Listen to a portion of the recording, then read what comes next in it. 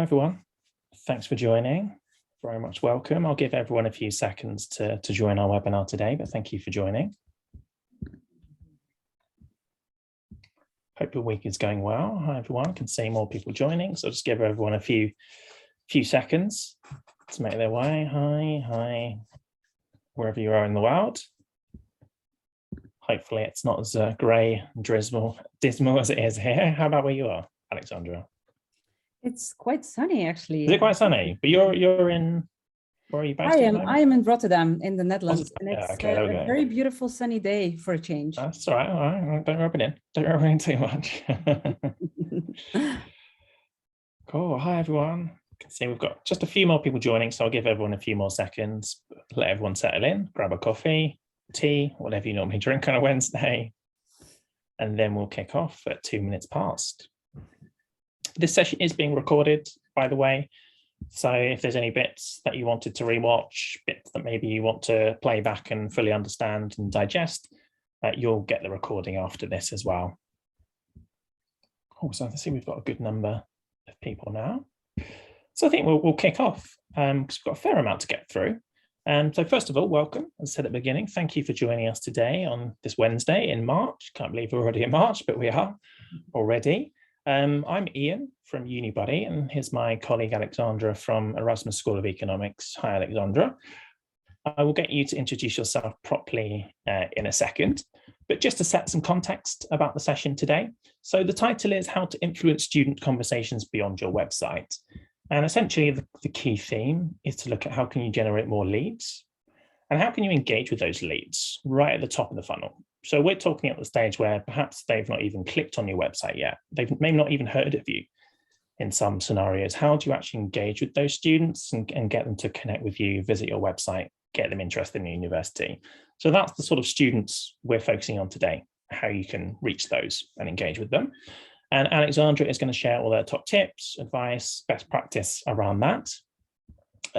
More specifically, just going to flesh out the agenda a little bit more. We're going to look at a few different key topics under that big theme. The first topic is how to deliver a personalized experience at scale and why that's important. Why is that important to deliver personalization at scale these days? I think that's what universities are trying to do. Why are they doing it? How are they doing it? We're going to cover that topic for a while. How do you generate more qualified leads without necessarily adding a huge amount of money to your budget? Because I think realistically, most universities are not going to be adding a huge amount to their budget, but they do want to have more qualified leads. So how do you actually go about doing that? We're going to cover that. We're going to look at specifically at a tool called Unibuddy Discover. We're going to touch upon that, but I promise this is not a Unibuddy sales webinar or anything like that. But this is just one of the tools that I know Erasmus are using.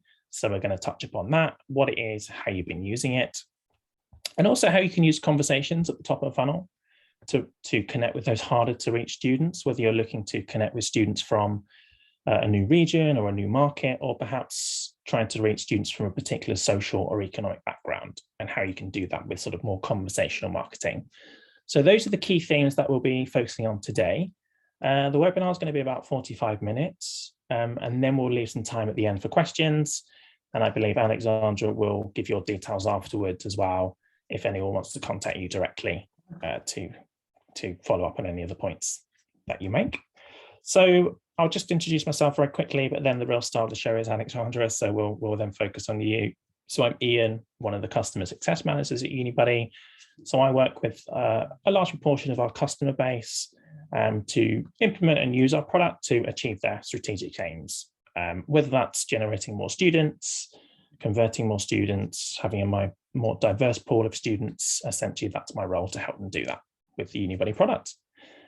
Alexandra, can you tell us a little about who you are, what you do, where you work, those kind of things to set a bit of context? Thanks, Ian. So my name is Alexandra Stuip, and I work as an online marketing advisor at the Erasmus School of Economics, which is the economics faculty of Erasmus University Rotterdam, located, as I said, in a very sunny and beautiful Rotterdam in the Netherlands. So mainly my job entails getting especially international students to our faculty. But not only that, also a little bit of branding when it comes to Erasmus School of Economics, so that our name is known also outside of the Netherlands. So this is me in a nutshell. Cool. And I've Thanks very been much. working with Unibuddy for some time. And it's always a pleasure to do a webinar with Ian, because I think we're a good team when it comes to answering questions. Thanks very much. We'll see what the audience thinks at the end. But yeah, I think so. But yeah, thanks for that. So let's dive straight into it then. So the first couple of questions, just want to set a little bit of context. So you've been in higher education for quite a few years now. What, in your opinion, makes Generation Z different from those who have come before them? How would you kind of categorize them if you had to sum them up? The first thing that comes to mind is that they don't believe us marketeers. So the first thing that they do is double check everything, and especially they want to hear from their peers. They want to hear from people their own age, people who have already been studying, people from backgrounds similar to theirs. So I'm not only talking about nationalities or language that they speak, but we get very specific questions from students, for example, from certain communities that would like to speak to the students from the same communities in the Netherlands studying within our faculty or a university. So they want to hear those very authentic stories and those authentic voices. And, you know, our brilliant marketing stories don't cut it anymore. Brochures are nice, website is nice, you know, again, what I see, and if I may jump to what I read in Unibuddy, chats is a lot of the times, I read this on your website, is this true? Especially when it comes to beautiful things we tell about our campus or our lectures, etc., etc. So they don't believe anything we say, to be honest with you. So that's the main difference that I at least see compared to previous generation. So I am a millennial, I would say, as well. And, you know, we more or less believed everything that we read and held on to our brochures and, you know, talked to representatives at open days.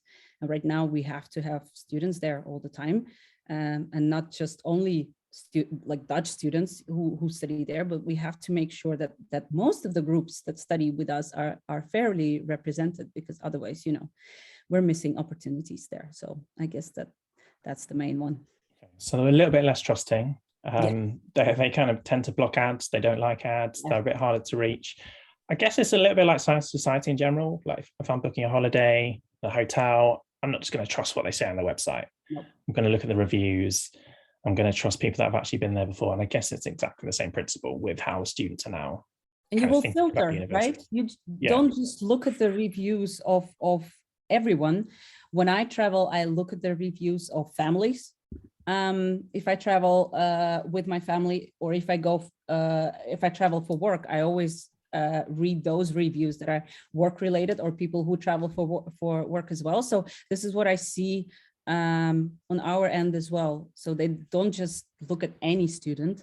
They really want to find that specific students who looks like them, and talk to those students, and then check the information with them. Cool. I think, now correct if I'm wrong, Alexandra, but the big buzzwords that I always hear from university recruitment teams are things like authenticity, belonging, human-to-human marketing. Do you agree those are the kind of things now that universities are trying to achieve with their student recruitment strategies? What do they even mean? Why is it important? Can you just talk me through that a little bit, and what that means to you as an individual and institution? I think in the last 2 years, these were, at least within my faculty, very important topics. Just because even before we started working with Unibuddy, we actually received a lot of questions through social media. And this is where students really wanted to connect with current students, because they wanted to hear authentic stories. And again, not only shiny, beautiful stories from us while we were doing our best as a marketing department. So I think these topics are becoming even more important, just because, again, we told about this, people want to read reviews. And we are trying is a very good word that you used, Ian. We as universities are trying to do that. So we are trying to introduce reviews, for example. We did not do it yet. Can also be very tricky. But again, you can review any university on any other website, you know, and talk about us on, I don't know, Reddit, or closed or open Facebook groups. So we're constantly being reviewed, even if we do not control it. So it's great if universities or us at this point would try to streamline all this information and make it available and open to potential students. And it can get tricky, because what do you do with, you know, negative reviews or negative criticism, et cetera, et cetera. But this is where I think student voices come in as well, because when we have a pool of ambassadors who promote our programs, but when we train them, we specifically tell them that their stories matter. Of course, we give them all the information about our campus, our programs, our professors, et cetera, but they're allowed to tell what they don't like,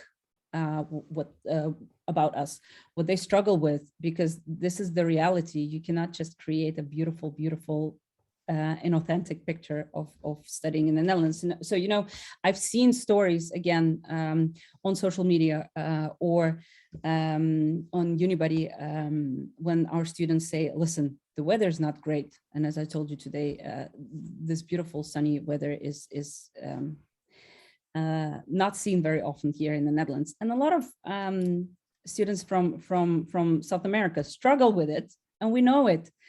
Same goes when we talk about cuisine, or, you know, when certain cultures would like to eat their own food in the Netherlands. Sometimes it's a struggle, or some lectures, et cetera, et cetera. So we are very keen and open about telling the complete truth, because it's just I think managing of student expectations, because you don't want them to land here and be unhappy, because it's not only the experience of studying at the university, but everything that makes your student life great or not great. So it's great. It would be wonderful, again, if they were, you know, if they knew what they're getting themselves into, especially if they're investing in 3 or 4 years of education in another country. So yeah, authenticity and real human voices of our own students, I think, are becoming more and more important. And we've seen that also at our very traditional open days as well, because I think we're quite good at them at Erasmus University. And when we still had physical open days, and hopefully right now we'll start having more of those. Always students at the education market. So parents, other students, and sometimes we even got international students from UK coming to us back then. They could talk to real life students and ask them questions, and they would not get a marketing story, but true stories of different voices, which is great. Thanks very much. Yeah, I think it's definitely becoming well accepted that is important. That authenticity, sense of belonging, community. I think probably everyone who's in the audience today would probably agree that that's really important. And I think you've done a good job in setting the context there. What I was keen to move on to next was looking at how do we actually reach more students at the top of the funnel, because I think a lot of people will agree with you that those strategies are really important. But the question of how we do that is probably a lot harder, and there's not necessarily a right or wrong way of doing it. I think a lot of unis are still experimenting with ways to do that. Yeah. So the next question was with you, how does all those things impact marketing and recruitment at the top of the funnel? So that sense of belonging, authenticity, and what specific strategies do you use? So if ads, I'd imagine in the past you've used lots of ads, whether it be on Google, Facebook, etc., but that kind of becoming less effective, just for the reasons we spoke about earlier. So what other channels and strategies are you using to connect with students? So I'd be keen, anything that you've tried and maybe failed, anything you try is going really well, and things that you're trying and you're not sure about yet. We'd just love to hear about it. So we're constantly trying. So trying is the key word when it comes to our no shame in it not working, is it? Exactly. And you know, as my 7-year-old says, if you make mistakes, you're learning. So I completely agree with him. So what we still do the ads, we still do the social advertising, although I've seen somewhat a decline in the past year. They still work. But again, as we've told, they're very general, and they just redirect you to the website where you read the static information. There is, of course, now an option to talk to a real life student, which is a great addition, and we see that works. Just to stop, where are those ads? Where do you now spend your money online? Is that Facebook or? Yeah, it's Google mainly, but we also do Instagram and Facebook mainly for the parents, to be honest with you, and Instagram is the main one for the new generation, Gen Z. Although they're all moving slowly but surely to TikTok, but we're not expanding to TikTok yet, just because it's very difficult to get great statistics from there and not be lost in all the noise that you see. So we are quite cautious about that. So another thing, and I always compare it to websites like booking.com for traveling. So we're there at the university or educational portals. And I see it as a top of the funnel. So if somebody's interested in studying and don't know where to start, they always go to big portals where most of the universities, European universities, or universities in the Netherlands, etc., are what located portals? with their program. What portals specifically do you use? Would be, I'll just name a few: study portals, educations, or StudyLink, or Find a Master, portals like that. So we would usually be there either as a whole university or as a faculty when there are like smaller specific portals for economics or econometrics, which is great. Again, we can put our information there, and I consider it to be more or less like a booking.com. So if you're there, people will find you and then go to your website. And again, I'll just jump to Unison Discovery, because we're trying this out right now. And I think this is a good example of top of the funnel. And if I would like to connect this to authenticity story or student voices. So we've started with a couple of Unibuddies, and maybe you can elaborate on Unibuddy Discovery later on one certain portal that you're working with. And we've been getting questions, and they're very general questions. So they are not very specific as we get from our own website. But we still get like very decent and interesting questions, not specific to a study, more specific to the Netherlands, or maybe the culture in the Netherlands and the university as a whole. So I think that helps redirect students later on to a more specific information on our own website. So we're still in a pilot phase, as I call it, but so far it's been quite successful. And I've started with 5 brilliant ambassadors who drive a lot of traffic to our website anyways. So I'll expand in the coming weeks to see whether it will work for everybody, because I think we need to be very selective with our own ambassadors, the ones that we use for more specific information and that are very keen on sharing like every minor detail of the program or student life here, or the ones who can tell a bigger story as well.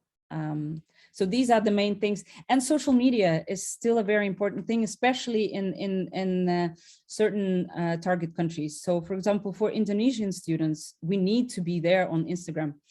Students who don't even know which program they want to study with us, they ask us questions on Instagram. So we do takeovers for prospective students, just to show how does the campus look like, how do our lectures look like, how does our food court look like, and they're usually very different international or Dutch students that do the takeovers. So they show all different aspects of what being a student at Erasmus School of Economics or Erasmus University Rotterdam is like. So they participate in events and take people with them and show them what is happening on at the campus. Even during the pandemic, they showed how do they study, how do online exams look like, and it helped a lot of students who did not want to apply to our university or our faculty because they didn't want to study online. So last year we still got plus 20% when it came to master students and almost plus 30% bachelor students, even when we started, studying online. So that was quite overwhelming, and we were very happy with that. And I think that the experiences of our students helped definitely to get new students. Perfect. So you use, so just to summarize some of the points you said, so you use sort of partnership websites, Yes. like the aggregator websites, study portals, which are more those sort of top of the funnel, where they're not going to specific university websites because they may not have heard of you at that point. Yeah. But they're just searching, I might want to study in this country. I might want to study this program. Show me all the courses in this country for that particular program. And actually, that's a good way of actually finding universities maybe you've not heard of before, or you haven't visited their websites. I think that seems to be quite a popular one that some unis are using, some aren't. Unibuddy Discover, we'll touch upon that a little bit more in a minute because I work for Unibuddy and I'd be sure if I didn't mention that one. Social media, sort of Instagram, etc. There. And you said you're not TikTok yet. Is it something? No. I get this question all the time. Have you got any tips on how to use TikTok? Should we do it? Should we not? I'm way too old. Yes, we should. You know, we should, but I'm not a big fan of being on TikTok as a faculty. I really think that we should be there as a university, and I know that the university is looking into it right now, just because we will have more stories to share as the university. And that would be much better than only talking about economics and econometrics. And we have wonderful other faculties with wonderful students from, again, different parts of the world than the economics or econometric students who would like to share their stories as well. And bachelor and master programs, you know, that are very different than what we teach at our faculty. So I think this would be more beneficial for such a channel as TikTok, when you have more stories to tell than just, you know. And we've actually, what we did, because we are quite a traditional faculty, I would say, we've actually asked our students on Instagram, do you think we should be on TikTok? And a lot of students said, please don't, because it's going to be lame if you're going to be there. So we listen to them for now. You're trying to find the right angle to be on there. Exactly. And another question I get quite a lot is, we're looking to recruit more students from this market or this region. So like more students from China, for example. Are there any specific tools or strategies you have for different markets across the world? So I guess the aggregators are just general websites. They will appeal to everyone. If you want to recruit more students in a particular country, are there any tools or strategies you have for those particular countries? China. Yes and no. Yeah, it's a very good. We look at regions mostly, sometimes at specific countries. And when we look at specific countries, this is where our ambassadors really help us. So we have focus groups with students from those countries, just to say, how did you find us? What are the main sources of, you know, information that students use if they want to study international? Tapping into their knowledge rather than trying to actually think. Yeah, that's a good idea. I like that. Yeah. So mainly we do that, and then we look per country or per region. A lot of the times there are a lot of similarities. I myself come from Latvia, so we look at the Baltics, for example. Although there are 3 different countries with their own, you know, cultures, traditions, languages, etc., etc. A lot of the times there are similar websites or again, social media channels that you would follow if you are interested in studying abroad. So it's nice to get those students in one room or in one Zoom meeting in the last 2 years. Yeah, I think it's a great tip. So I think advice there, if you want to recruit more from those countries, get your current students from those countries into your students. Yes, they are. What's the cool things that people are using in those countries, and what people of your age using, and how can we tap into that? I think that's a really good tip. And also where not to be. This is a very important where not to be. Yes. So I always ask, so what are the websites where you don't want to see us? Don't want to see us. Because a lot of the time, if you do display, for example, and you appear on some random websites you don't know anything of, the student, you know, will get distracted and say, please don't be on that website. So it's good to know that as well and ask that question. Okay, no, I think it's a good tip. Yeah, because we don't always know the answers, do we? So it's almost like putting in a mechanism for finding out the answers rather than jumping straight to this. We should do this. I like that. And if I could just spend literally 1 or 2 minutes on Unibuddy Discover, because that's something very practical. And that if you're using Unibuddy, this is something that we can do literally tomorrow in terms of generating more qualified leads. So Unibuddy Discovery is something which we've partnered with a few different organizations such as Study Portal, educators.com, Find a Masters, where you can list your ambassadors on those portals for free for a short period of time, 6 months to a year, depending on which partner it is. And you can have your ambassadors listed on those portals. You can and choose which ambassadors you want to be on there. Which ones are you on currently, Alexandra? We started with educations. We would just educations. Yeah, we would like to expand because Find a Master is also one of our portals that we use as well. So if this pilot runs well, and it looks like that it's running well, we'll expand to the other portals as well. Cool. And we've got a few more to announce soon as well, but not allowed to say what they are yet. Yeah, so that's something to look out for as well, and we'll let our clients know about those as well and how you can get involved in those. So you've got a few different approaches there. I'm keen to know what kind of results you're getting from your different tools at the top of the funnel. Which ones are really effective? How does the newer approaches of what you're doing, more the conversational marketing compared to more the traditional marketing, and what is traditional marketing these days? Just keen to know where people should put their time and energy these days, essentially. I'll start with that. There's been a significant shift also, thank you, pandemic, from the more traditional marketing. And then I talk about physical events in also different countries that we would visit. So it was all put on hold, and we first were very afraid because we thought we will not get enough students, because a lot of the students would approach us during those, big fairs, especially in Asia, et cetera, But we've managed to create those events either online or made them to a specific group when the question came through to our faculty or university.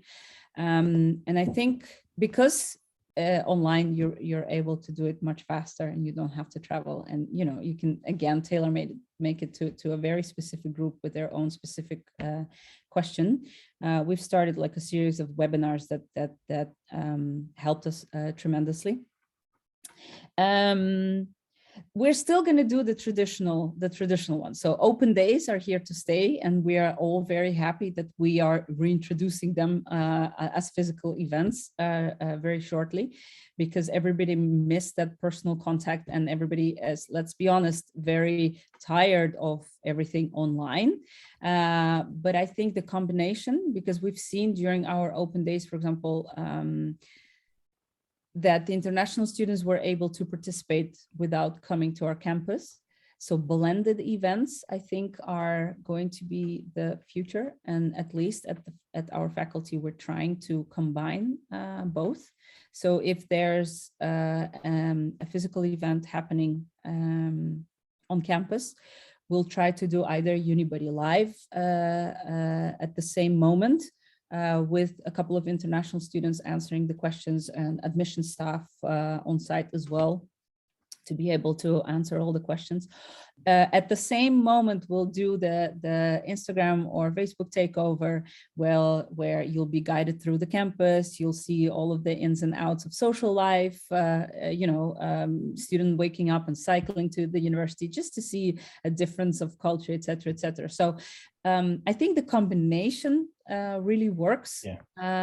Just because you're reaching out to different target groups that you previously were not reaching out to. At least we were not doing that. If we did our physical open days, that was it. We did not think that, oh, maybe somebody else would be interested to tap in, to listen, to ask questions at the same day. So these things are here to stay, I think. At least this is how we look together with my colleagues at every new event.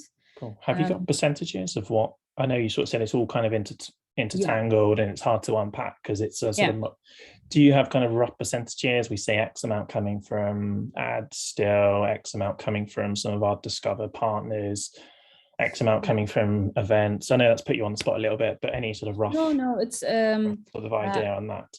Yeah, it's. I think again, as you said, it's very difficult to say which event or which where really they come from.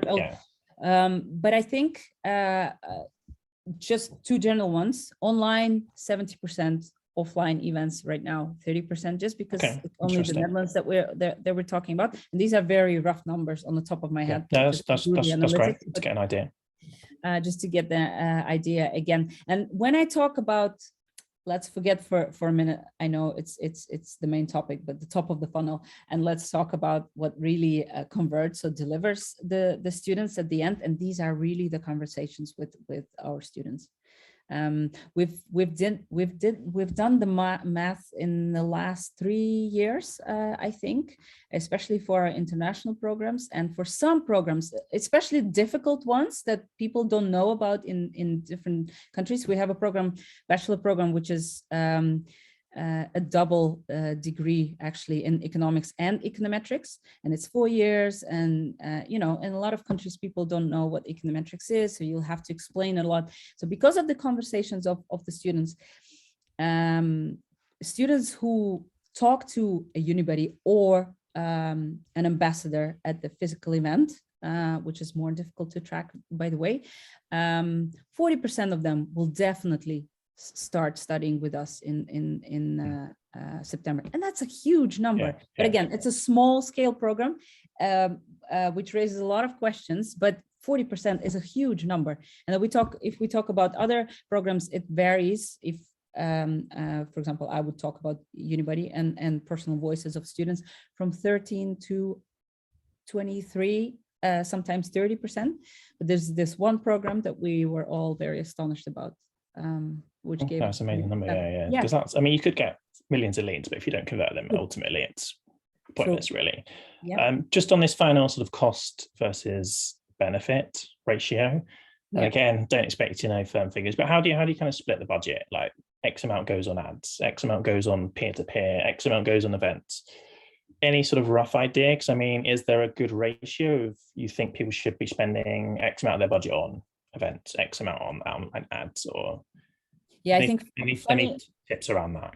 With us, it's again, if we look at offline, it's probably 30% of our budget right now, and everything that is considered to be officially online is 70% of our budget, which is like a complete switch from, I was going to say, let's say 7 years ago, because it was, I think, 20 to 30% online, and then the rest was heavily invested into all of our physical events. So this would be the main thing. And then we heavily invest in everything at the bottom of the funnel. So, you know, I will not get extra questions from my management if we were to invest in things like Unibuddy at this point, or for example, a campaign, remarketing campaign that would deliver interested students back to our website. So these things would get a definite yes, because we've seen that they convert the students.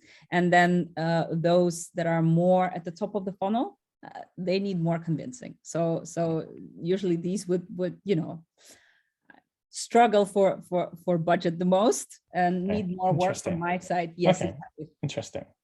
Okay. No, thanks for that. No, it's great. And I know probing you there on things, but that was really interesting to hear the figures and facts.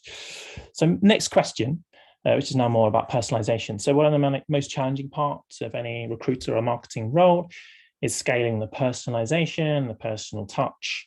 I know you've done some good work on this. Wondered whether you could share any tips and advice on how to scale personalization at the top of the funnel. Yes. Again, the information that we have always comes from our own students. So we always tap back into the information that our international students, if we recruit internationally, can give us, and then we use this information to against them, write our ads, to you know,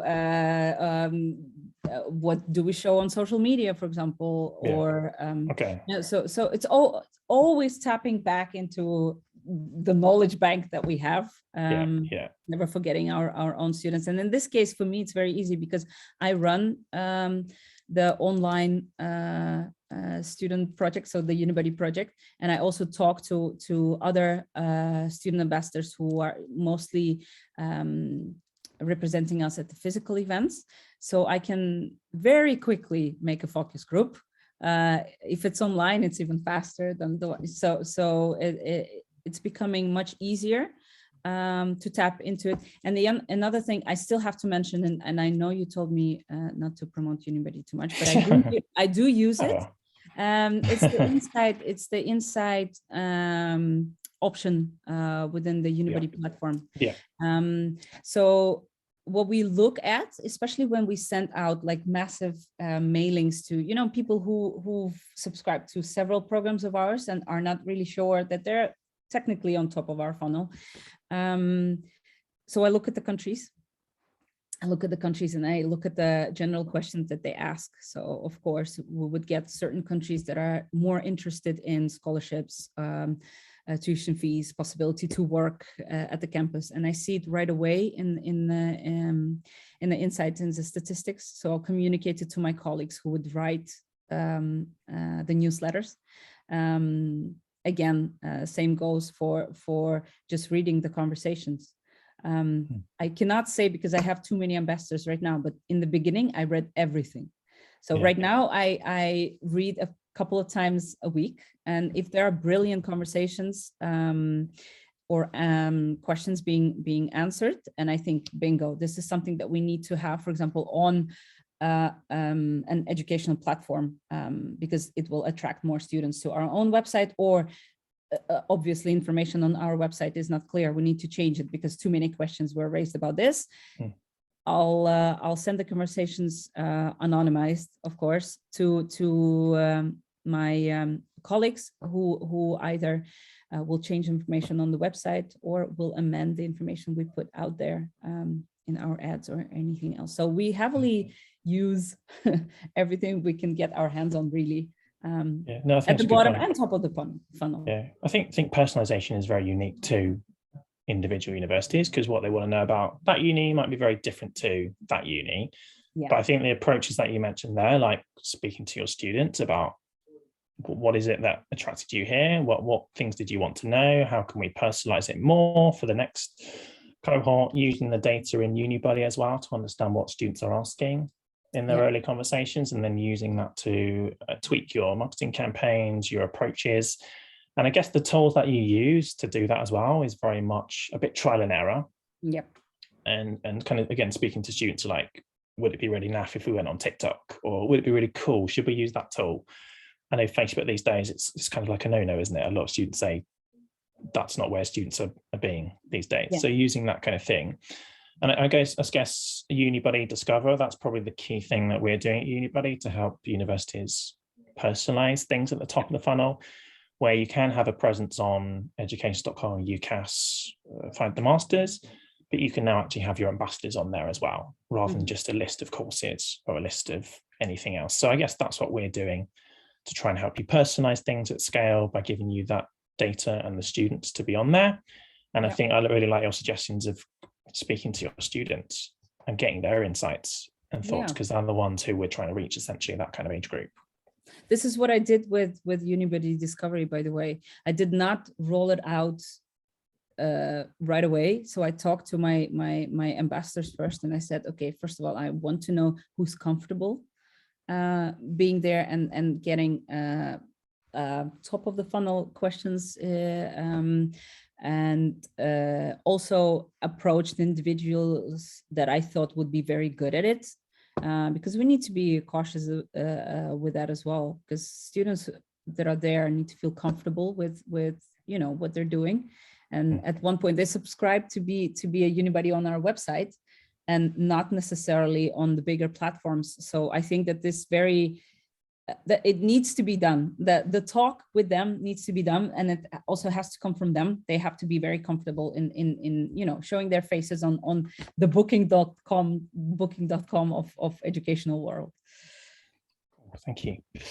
The next, I know we've got not a huge amount of time left, so I've got two more questions for you, and then love to hear some questions from the audience. One thing that remains is that digital advertising is still very expensive, possibly getting even more expensive. Can you talk about a few ways you're being smarter with your budget at the top of the funnel?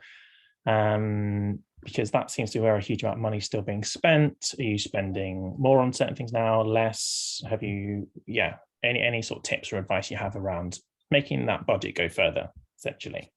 When I talk about online advertising, we have a strategy, obviously. So we don't spend our money just on everything. We work together with our admissions department, and we look at the historical admissions data from the past 3 or 4 years. And this is where we talk about the countries of previous education. So we don't talk about the passport of our students, but where they studied before, what their bachelor program, for example, is, or where did they go to school, and how admissible they are. Because we get a lot of applications, but we are very difficult when it comes especially to our econometrics programs, because not every bachelor program from a different country will allow you to enter our master programs. And sometimes there are regions or countries where there are no universities that have, the bachelor program that will allow you to enter the econometrics master program. And this is a shame if you attract those students with, great ads, and then they come to your website and they find out that they cannot study here. Because sometimes even the pre-master is not possible. And I'm sure there are a lot of universities with similar programs. So with us, thankfully, it's only one that is very difficult, because econometrics is not something very particular for the Netherlands. But the Netherlands has a very strong history of studying econometrics also at the bachelor level. So again, we tap into admission numbers and see where the admissions are high, or the admissibility of the students is high, and we really only advertise in those countries and regions, because we don't want to disappoint students and attract students to our website if they cannot apply. Do you have an ideal student profile? Is that quite well researched? If they generally come from these countries, they're generally from this background, therefore let's work out what sort of things they use, how we would reach those students, rather than real scattergun approach. Yes. Do you do that and have that method? Yeah, we do that again together with our admission colleagues, which is very great. And we're working very closely with different departments, because everybody is invested. Because if we deliver too many leads to our admission department of 3 people, to be honest with you, at one of the bigger faculties of our university, I don't think they'll appreciate it, because if they have to look through so many applications and only 30% of those students are admissible, we're not doing our job right. So we try to and of course we look at how much budget we have. I mean, I would love to put my ads in Canada or US. We're a faculty. I cannot compete with huge players there. So you also need to be very realistic. Where can you get those students? Talk to, again, students that found you without your ads, and then make sure that you're present over there. Maybe they can help you promote your university or your program at their schools, bachelor programs among their friends. So this is what we're trying to do as well. Just being, I guess, smart with very limited budgets that we have, which is also a fun thing to do, to be honest with you. The smaller the budget I have, the more fun we have with it within our marketing department, because it's just another goal that we can reach, Yeah, I think it's an interesting part. I think a lot of universities tend to recruit similar students year on year, because they have that target market that they're all successful in. I guess one of the challenges that poses is that maybe you don't necessarily reach some students that are maybe harder to reach, because they're sort of outside of your traditional methods of reaching your ideal students, can say customer, but students there. So when introducing sort of more peer-to-peer elements, have you noticed the impact that's had on the diversity of students that you've been recruiting, as opposed to just delivering your online events, your ads, which maybe just reach the students that you would always reach year on year anyway? I think it definitely helps, just because I told, when we started, we got a lot of questions from interested students to connect them with the current students, and then there were very specific ones coming in. For example, students with LGBTQ A plus background that really want to know if they're going to be safe here, whether this university is accepting, whether, you know, just the day-to-day. So they're really desperately seeking to reach out to those voices. And of course, there's a lot of the information online already and on social media. So we're always amplify voices of our study associations, for example. In this case, that will be Erasmus Pride, that we give our platform, so our social media channels, to answer questions, to talk to students. But also, again, we make sure when we recruit our unibeds that it's a very diverse audience. And our students also say, can I put this? Can I put this in my bio, in my Unibuddy profile? Do you think it's okay if I put that I'm a member of Erasmus Pride? And of course it is. So we're very happy when they do that, because a lot of the times, especially marginalized communities, you know, that really want to feel safe, that want to hear that they have peers here. This definitely helped, because before, I don't think we were even thinking about such nuances, to be honest with you, which I'm slightly ashamed of. But right now it's becoming more clear. And right now we can help connect those voices together, which is do you think they're even less trusting of traditional ads, and because they think it doesn't really represent who I am? Oh, definitely. What I am. Definitely. So they're even less harder. They're even more harder to reach because of those factors. Yes. Yes, especially if there are communities where safety is a very big, you know, question when it comes to studying in a different country, or, you know, even in your own country. So I think that this is where current student voices with the same background play the biggest role. Do you use any specific techniques to reach those students, or is it just a case of using the right students on those tools to reach them? I think it's the second one, because I think it's very difficult to specifically reach the students. So it's just, I think, being represented by the right students, and again, giving your platforms to the right student and study associations that represent not only a certain type of student that would be probably typical to your faculty. Let's put it this way. Excellent. Thanks very much. Thanks very much. That's all my questions I have for you. So if anyone from the audience has got any questions, then we'd love to hear them.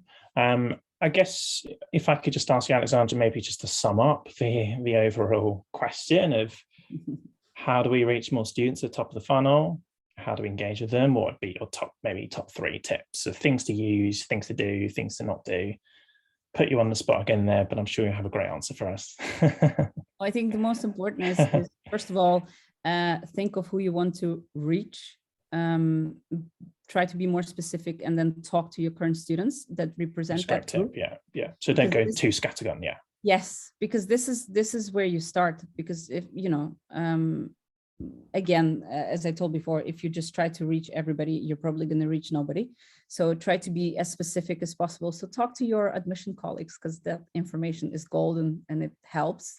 And then if you connect that with your current student ambassadors or unibuddies, it's going to be a win-win. And really listen to them, because they a lot of the times have great tips. For me, still more traditional online things like portals do their job. As I said before, you know, if you're looking for a hotel and if it's not on booking.com, do you trust it or not? So it's another thing. So in this case, again, I'm trying out Unibuddy Discovery. So I hope that this will deliver what I've already seen it start to deliver. So that's a very good thing, just to put authentic voices there. So you're not just present, but your students, you know, do the talking for you as well. Anything not to do, you wouldn't do, or you do less of? Anything not to do? Yeah, I think, I don't think that there's anything that I would say specifically not to do, but I think find a good balance. So don't invest everything or a lot of things is just in just one thing, especially also if we're talking online, you know, only doing Google ads right now will probably not bring you far when getting international students. So try to diversify your online portfolio if you're able to. And again, you don't need huge budgets to do that. You know, if you even use your generic social media and use the right tags, and again, use your students, because I have a wonderful student assistant who helps me with our social media channels.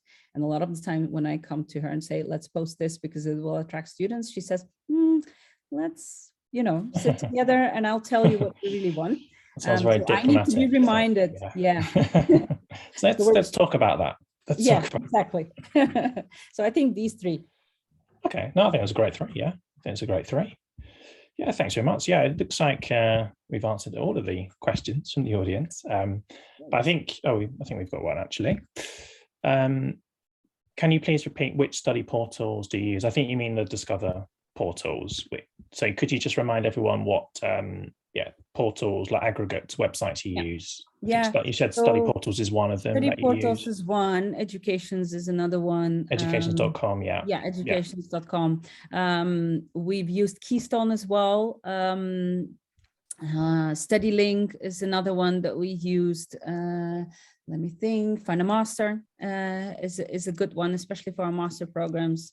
So these are just a few. So we, again, also with online portals, we don't put everything in on one. And top universities, we're there. Yeah. So QS, top universities, I shouldn't forget that one. And we've recently, because we were there as a faculty, and I wouldn't advise that. So it was very great to become a whole university again and be represented as one big Erasmus university over there.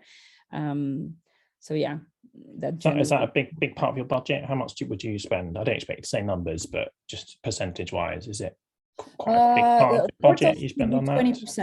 20%. Okay, so that's quite a big part of your strategy, just because we're on at least 5 different portals. Yeah. So and again, I monitor the quality of the traffic.